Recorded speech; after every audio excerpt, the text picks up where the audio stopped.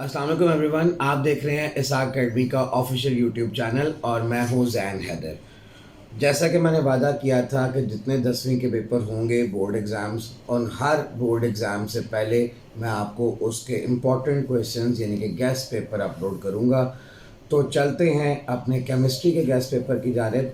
और इससे पहले मैं बताता चलूँ कि जो इंग्लिश का पेपर अपलोड किया था, मैथ्स का अपलोड किया था, जनरल मैथ्स का अपलोड किया था, सारे का सारा पेपर वहीं से आया था।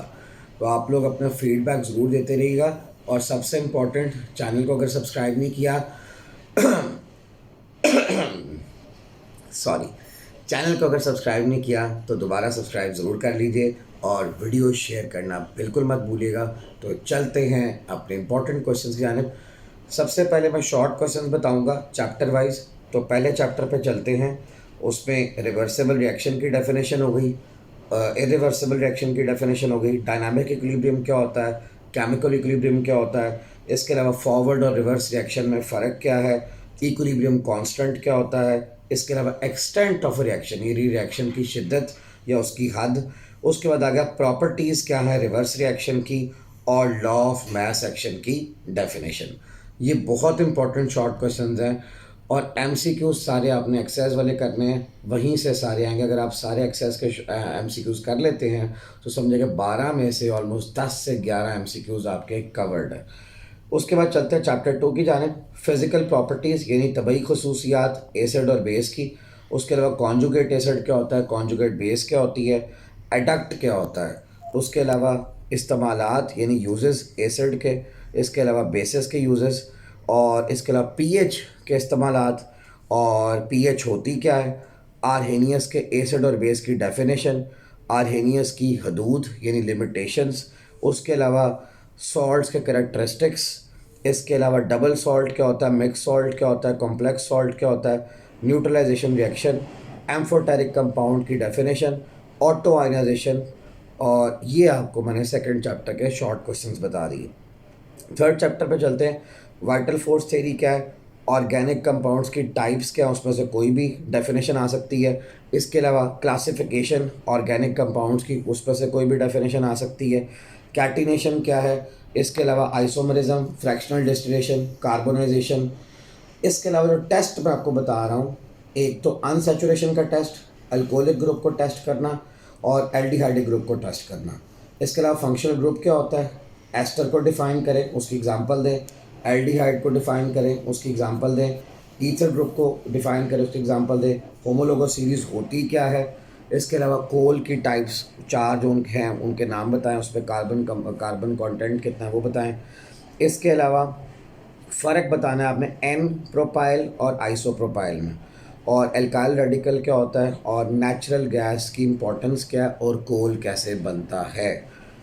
चौथे चैप्टर की जान चलते हैं। हाइड्रोकार्बन्स क्या होते हैं, एरोमेटिक कंपाउंड्स, हाइड्रोजनेशन एल्कीन्स की, एल्कीन ज़्यादा रिएक्टिव क्यों होती हैं, फिर KMnO4 से ऑक्सीडेशन करनी है एल्कीन्स की, एल्काइंस की, डीहेलोजिनेशन टेट्राहेलाइड्स की, हाइड्रोजिनेशन और हेलोजिनेशन एल्कीन्स की, प्रेपरेशन एल्कीन्स की, ख़ास तौर पे प्रेपरेशन का जो तरीका एल्कीन्स का जिसमें डिहाइड्रेशन ऑफ अल्कोहल्स है वो वाला तरीका बहुत इंपॉर्टेंट है। इसके अलावा एल्कीन्स को पैराफिन्स क्यों कहते हैं, एल्कीन्स को ओलेफिन्स क्यों कहते हैं। नेक्स्ट चैप्टर पे चलते हैं, चैप्टर 5 पे।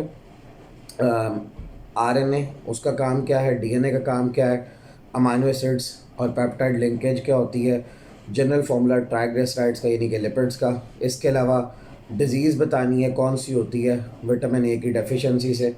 इसके अलावा कैरेक्टरिस्टिक्स क्या मोनोसेक्राइड्स के, इंपॉर्टेंस बतानी है आपने विटामिन की, 2 फैटी एसिड्स के नाम बताने हैं फार्मूला समेत, और ग्लूकोज फ्रक्टोज में फ़र्क क्या है।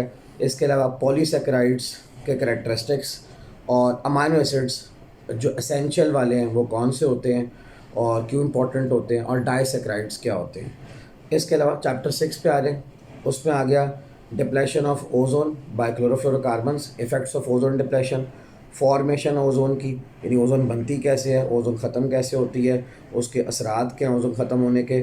इसके अलावा टेम्परेचर क्यों कम हो रहा है ट्रोपोस्फीयर में, और प्राइमरी और सेकेंडरी पॉल्यूटेंट्स क्या होते हैं, कार्बन डाइऑक्साइड कैसे ज़िम्मेदार है एटमॉस्फेयर को हीट करने में। इसके अलावा कार्बन मोनोऑक्साइड एक हिडन एनिमी है क्यों, और ओजोन होल क्या होता है, ग्लोबल वार्मिंग क्या है, ग्रीन हाउस इफेक्ट क्या है, एसिड रेन क्या है, सल्फ़र डाइऑक्साइड के असरात क्या हैं, यानी इफ़ेक्ट्स क्या हैं। इसके अलावा नाम बताने एटमॉस्फेरिक रीजन्स के और एटमॉस्फेयर की डेफिनेशन। चैप्टर 7 पे चलते हैं। वाटर बॉर्न डिजीज़ यानी पानी से पैदा होने वाली बीमारियां जो हैं उससे बचा कैसे जा सकता है, प्रिवेंशन बताना है आपने उसकी, और यूज़ ऑफ पेस्टिसाइड्स। इसके अलावा डिटर्जेंट्स के इफ़ेक्ट्स जो एक्वाटिक लाइफ पे होते हैं, हार्डनेस क्यों होती है वाटर में, उसके कॉजेज़, सॉफ्ट हार्ड वाटर में फ़र्क, कैपिलरी एक्शन क्या होता है।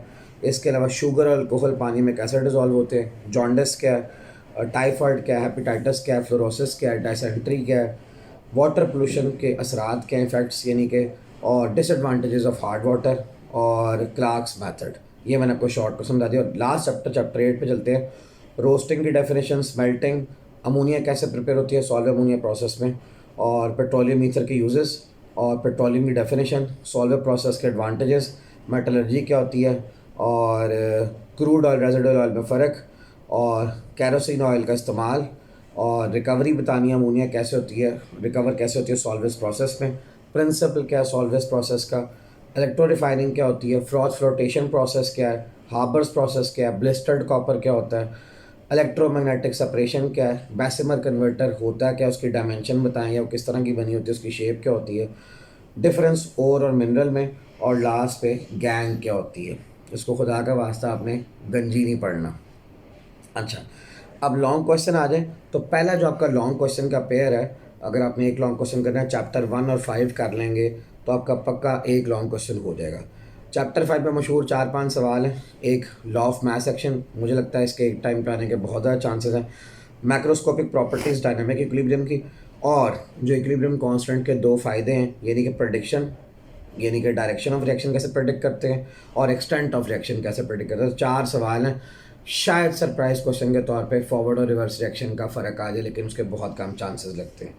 उसका इसका जो पेयर बन रहा है चैप्टर 5 से है, उस पर 4 यूजेस कार्बोहाइड्रेट्स के, मोनोसेक्राइड्स पे नोट आ सकता है, डीएनए पे नोट आ सकता है, फैट सॉल्युबल विटामिन्स पे नोट आ सकता है, इंपॉर्टेंस क्या विटामिन्स के उस पर नोट आ सकता है, और अमाइनो एसिड्स का स्ट्रक्चर कैसे बनता है, यानी पेप्टाइड लिंकेज कैसे बनती है, बिल्डिंग ब्लॉक ऑफ प्रोटीन यानी कि अमाइनो एसिड पे नोट आ सकता है, और अमाइनो एसिड के सोर्सेज और यूजेस।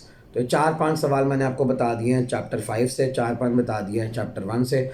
आप ये 8 सवाल कर लेते हैं। एक लॉन्ग क्वेश्चन आपका पक्का है 9 नंबर का। 3 में से आपने 2 लॉन्ग क्वेश्चन करना है। दूसरा अगर आपने करना है उसमें एक तो पेयर बन रहा है क्वेश्चन नंबर 4 का, और चैप्टर नंबर 4 का और चैप्टर नंबर 8 का।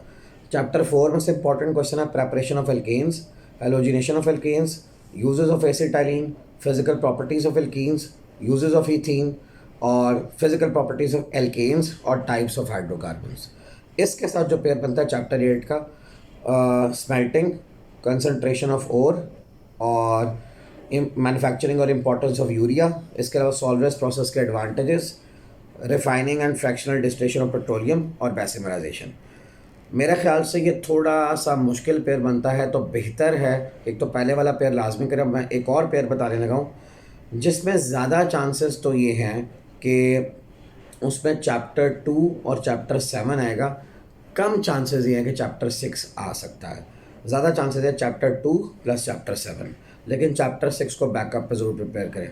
चैप्टर 2 में से मशहूर लॉन्ग क्वेश्चन प्रेपरेशन, सॉल्ट्स की, उसकी तरीके देखें आप, करेक्टरिस्टिक्स ऑफ सॉल्ट्स, लुइस का कॉन्सेप्ट हो गया, बेसिस की यूजेस हो गए, और केमिकल प्रॉपर्टीज़ एसिड्स के और बेसिस की। तो ये मैंने को मशहूर सवाल बता दिए हैं जिनके बहुत ज़्यादा चांसेस हैं आने के।